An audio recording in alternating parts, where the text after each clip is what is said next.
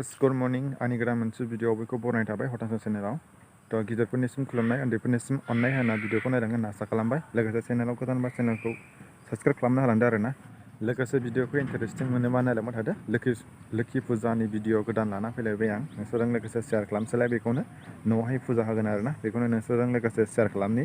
थ' भिडिअखौ इन्टारेस्टिं मोनोबा आंजों लोगोसे नायलांबाय था। थ' बिदिब्ला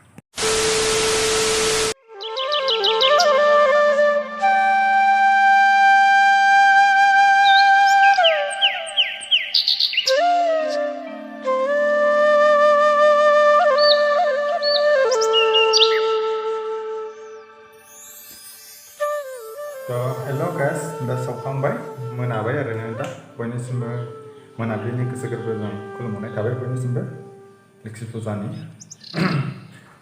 दायो सावखांबाय आं दायो बारा मोजाङै देखायासै सावनायखौ